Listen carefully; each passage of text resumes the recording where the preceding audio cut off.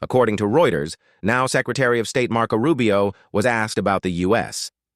A heavy tension has fallen across the southern seas as unusual movements draw every eye toward Latin America. Warships quietly take their places while rumors swirl and uncertainty fills the air. Beneath the surface, a larger story is building, one that reaches far beyond borders and headlines. As the world holds its breath, no one can predict what will unfold next. But the impact could shape the future in ways we have yet to imagine. Let's find out with Navy Secrets. In recent days, the world has been watching as the United States moves a significant military force into the waters near Venezuela. This is not a simple show of power or our routine deployment. Instead, the U.S. has sent 3 advanced destroyers, a nuclear-powered submarine, and more than 4,000 Marines and sailors to the region. The news quickly captured global attention, raising questions among military experts, politicians, and regular citizens alike. With tensions rising, people wonder what could be severe enough to drive such a strong and immediate response from Washington. The deployment is not just about numbers. It sends a powerful message. The arrival of warships close to Venezuela's coastline is a clear warning. For many, it is a sign that the United States is prepared to take decisive action. Satellite images and news reports have shown the movement of these ships, fueling intense debate about what might come next. Even local leaders in the region have expressed concern, with some calling for restraint and dialogue rather than military confrontation. For the U.S. government, the goal goes beyond the usual fight against drug cartels. The White House has clarified that this mission is designed to put direct pressure on Venezuelan President Nicolas Maduro. By sending such a large force, the United States wants to show it is serious about stopping the spread of organized crime and illegal drug trade linked to Venezuela. The deployment also coincides with doubling the reward for the capture of Maduro, now at a staggering $50 million. This action underlines just how high the stakes are for both sides. From a strategic standpoint, placing such a strong military presence in the Caribbean is both a statement and a test. It challenges Venezuela's leadership and sends a signal to other countries in the region. The U.S. hopes to discourage cooperation between criminal organizations and corrupt governments by making these moves public. It also serves as a reminder that the U.S. Navy and Marine Corps remain among the most capable forces in the world, ready to act quickly when national security is at risk. International observers have noted the seriousness of the situation. News channels and analysts have compared the current build-up to some of the most tense moments in recent history. Some experts suggest that if the crisis escalates, the region could face even greater instability, affecting Venezuela and its neighbors. The presence of nuclear submarines and destroyers is a rare occurrence, especially so close to the shores of another sovereign nation, which only adds to the gravity of the unfolding events. As ships take their positions and the world waits, questions remain about the next steps. Is this a prelude to further action, or a final warning intended to force a diplomatic solution? Whatever the case, one thing is sure. The decision to deploy such significant military assets marks a turning point in U.S. policy toward Venezuela, and it may shape the balance of power in the region for years to come. As we look deeper into this crisis, we must understand what is at stake and why the U.S. chose this path. The real story lies not just in the ships or soldiers, but in the larger plan unfolding behind the scenes. The current U.S. operation near Venezuela is not just a military maneuver. It is a comprehensive campaign targeting both organized crime and Venezuela's political leadership. Washington has shifted from quietly monitoring criminal networks to openly challenging Nicolas Maduro himself. This step marks a dramatic escalation, as the U.S. government has now raised their word for information leading to Maduro's capture. To an unprecedented $50 million by doubling the reward, the message is clear. The United States sees Maduro as a significant threat to American security and the entire region's stability. The campaign is designed to disrupt the powerful drug cartels operating in and around Venezuela. However, U.S. officials believe that taking down cartel leaders is not enough. They argue that real change requires direct pressure on the highest levels of government. Maduro is now seen by many in Washington as more than just a president. He is accused of running a criminal empire that uses state resources to protect and expand illegal activities. According to official statements, the Venezuelan government has become a haven for international crime syndicates, making it almost impossible to separate the state from the cartels. Raising the reward for Maduro is an extraordinary move in international politics. Never before has the U.S. offered such a large sum to capture a sitting president. This reflects how seriously American leaders view the situation. The reward encourages those close to Maduro, including his allies and top officials, to break ranks and provide key evidence. In similar cases, high rewards have led to the arrest of cartel bosses and helped dismantle entire criminal organizations. However, targeting a head of state is a much more complex and risky. The decision to focus on Maduro as a central figure is based on a series of investigations that have uncovered direct links between Venezuela's leadership and some of the world's most dangerous criminal groups. Reports from the DEA and other agencies suggest that the Maduro administration has allowed drug trafficking to flourish. Even accusations exist that government officials profit from illegal shipments moving through the country. These findings have convinced U.S. leaders that any serious attempt to fight drug smuggling in the Americas must include action against the top levels of Venezuela's regime. This comprehensive strategy is controversial both in Latin America and beyond. While some governments support the U.S. effort to fight transnational crime, others worry about the risk of escalation. Critics argue that such strong measures could make diplomatic solutions harder to reach and might even push Venezuela closer to its criminal partners. Despite these concerns, the U.S. appears determined to continue its approach, insisting that only by targeting leaders like Maduro can it hope to bring long-term stability to the region. As the situation unfolds, one thing is clear. The U.S. is not simply reacting to criminal threats. It is launching a full-scale campaign to hold Venezuela's highest authorities accountable. The next step is to understand the evidence and accusations that have made this mission a top priority for American foreign policy. At the core of the U.S. campaign against Venezuela is a set of serious accusations connecting President Nicolas Maduro directly to international crime. American officials claim that the Venezuelan government, under Maduro's leadership, has formed deep partnerships with some of the world's most notorious drug cartels.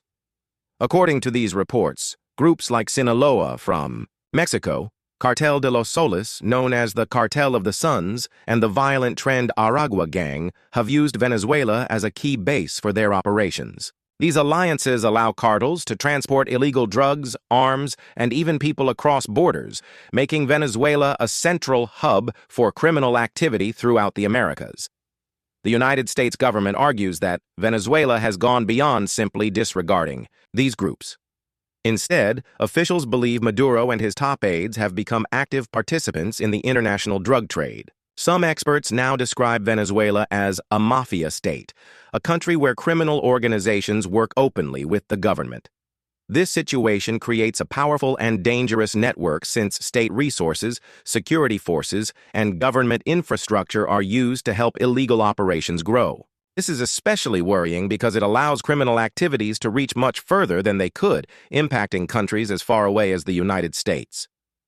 Reports from law enforcement agencies, including the DEA, describe how Venezuelan officials help protect drug shipments, provide fake documents, and allow traffickers to operate without fear of arrest. In return, the government receives money and political support from these groups, creating a very hard-to-break cycle. Evidence also points to the use of state-run companies, such as the National Oil Company, to help launder money for the cartels. Because these activities happen at the highest levels of government, it becomes nearly impossible for outside organizations to investigate or stop them without significant international cooperation. These connections have a real and dangerous impact on the United States. Law enforcement agencies have tracked the flow of drugs from South America through Venezuela into Central American Mexico, and finally across the U.S. border. This pipeline delivers large amounts of cocaine, heroin, and other illegal substances to American cities, fueling addiction and crime. Authorities estimate that billions of dollars in illicit profits are made every year, much of it going back to support both the cartels and their political allies in Venezuela. Beyond drugs, these same networks are involved in human trafficking, illegal gambling, and weapons smuggling. By working together, the cartels and Venezuelan officials have created a sophisticated system that is difficult to disrupt. For the U.S. and its partners, This means any solution must address not only the criminal groups themselves, but also the governments that protect and enable them. In the coming years, U.S. strategy will likely focus on collecting more evidence and building stronger international alliances. Only by exposing these deep connections and bringing them to light can the U.S. hope to put enough pressure on Venezuela to break these criminalities. The following section will reveal some of the most important facts and cases that have driven the current U.S. policy. One of the strongest arguments for America's actions against the Maduro regime comes from hard evidence gathered by law enforcement. The U.S. Drug Enforcement Administration, DEA, has reported the seizure of a massive 30 tons of illegal drugs tied to Venezuelan networks, with at least 7 tons directly linked to Maduro's inner circle. This vast volume paints a clear picture. Venezuela is not only a corridor for narcotics, but a central engine driving the region's drug trade. Each shipment intercepted at sea or on land represents only a fraction of what successfully reaches the streets of the United States, where the damage to American families and communities is real and lasting. Most of these drugs travel through a complicated route that often starts deep within South America. According to DEA investigations, cocaine and other illegal substances are moved from Colombia and neighboring countries into Venezuela, where corrupt officials and cartel partners ensure safe passage. From there, traffickers use a network of secret airstrips, boats, and even submarines to move narcotics north, crossing into Central America, Mexico, and finally into the United States. This cross-border pipeline is the result of years of cooperation between criminal groups and high-ranking Venezuelan officials. As a result, the nation has earned a reputation as a key facilitator in the international drug trade. The complexity of these operations makes it difficult for authorities to entirely block the flow entirely. In many cases, traffickers rely on new technologies such as GPS trackers, encrypted communications, and high-speed boats to evade capture. Venezuelan officials, meanwhile, often provide false documentation and safe harbor for traffickers, making it even harder for international law enforcement agencies to build effective cases. The challenge is not just to catch a few criminals, but to take down entire networks that span continents and operate in the shadows. Beyond the drugs themselves, the money generated by these illegal trades fuels even greater problems. Large amounts of cash are laundered through state-run companies, offshore banks, and fake businesses, making tracking nearly impossible. The profits then support criminal activities at home and abroad, financing new trafficking routes, bribing officials, and even destabilizing entire regions. This web of corruption makes the fight against drug trafficking one of the most complicated international security issues today. American policymakers are now looking at ways to target not just the traffickers on the ground, but the financial and logistical systems that support them. Sanctions against Venezuelan state companies, tighter controls on international banking, and expanded intelligence sharing with other countries are all part of a strategy to strike at the heart of these criminal networks. By cutting off the profits and exposing the links between government officials and criminal organizations, the U.S. hopes to weaken the grip of the cartels and force change from the top down. As these operations continue, it has become clear that the crisis is not confined to Venezuela alone. The effects spill over into neighboring countries and continents, putting pressure on security forces and policymakers everywhere. The following section will examine how Venezuela destabilizes the entire region and the international reactions to these growing threats. The threat posed by Venezuela's actions is not limited to American soil. It now stretches across borders, destabilizing entire regions and sparking strong reactions from other countries. Guyana, a democratic nation that shares a border with Venezuela, and has recently discovered significant oil reserves, now finds itself in a position of growing concern. As Venezuela's government faces increased pressure from Washington and struggles internally, its leadership has started making aggressive moves toward its neighbors. Guyana, in particular, has experienced threats and saber-rattling from Venezuelan officials who dispute territorial boundaries and are interested in the new oil discoveries. For a country that prides itself on democratic values and peaceful engagement, these provocations are both alarming and disruptive. This situation has drawn international attention. Many observers see Venezuela's threats as more than political posturing. They represent a real danger to regional stability. The possibility of border clashes or even larger conflicts cannot be ruled out, especially as Venezuela's leadership tries to shift focus away from its domestic troubles. With the presence of American warships and thousands of Marines in the waters nearby, the risk of accidental escalation is always present, turning a regional crisis into a wider confrontation. International reactions have been mixed, reflecting the complexity of the issue. Mexico's President Claudia Sheinbaum has spoken out against what she calls interventionism, warning that using military force is not the way to solve these disputes. Mexico's position highlights a deep divide among Latin American countries, many of which have suffered from foreign interventions in the past and now hesitate to support direct military action, even when security is at risk. This reluctance complicates America's efforts to build a united front against Venezuela and its network of cartels. At the same time, the United States frames its actions as a campaign to protect regional security and fight the spread of organized crime and drugs.